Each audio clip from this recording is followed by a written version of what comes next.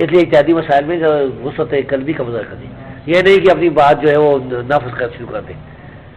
ایک آدمی ہے مثلاً شہادت انگلی کا دینے کا دوسرے قائل نہیں ہے تو جو ہے اس کے ہاتھ توڑنے شروع کر دیں، یہ نہیں کرنا چاہیے، یا سترہ توڑنا شروع کر دیں، ایسا کام کبھی بھی نہیں کرنا چاہیے۔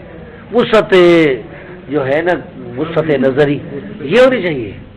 بہت سے مسائل میں اختلاف ہو سکتا ہے کہ نہیں، اب کس طرح جائیں، جب دلائل دیتے ہیں، دلائل میں جب تعارض آتا ہے کوئی اختلاف ہو جاتا ہے نا۔ ہاں، ایسا میرے خیال میں نہیں ہے کہ کبھی بھی اہل حدیث کا اتفاق ہو۔ صحابہ کرام اہل حدیث ان کے اندر اختلاف تھا، تابعین اہل حدیث تھے جو صحیح العقیدہ تھے، ان کے اندر بہت سے مسائل میں اختلاف تھا۔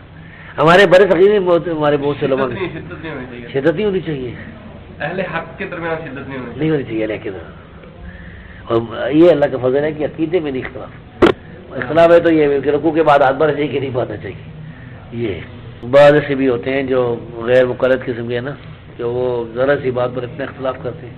ادھر انگلینڈ میں دو آدمی جا رہے تھے نا، دیکھنے کہا کہ بھائی آج برگر کھانا چاہیے، دوسرا کہتا نہیں کھانا چاہیے۔ انہوں نے کہا I will not speak with you forever, ہمیشہ کے لیے میں تیرے ساتھ ہی بات کروں۔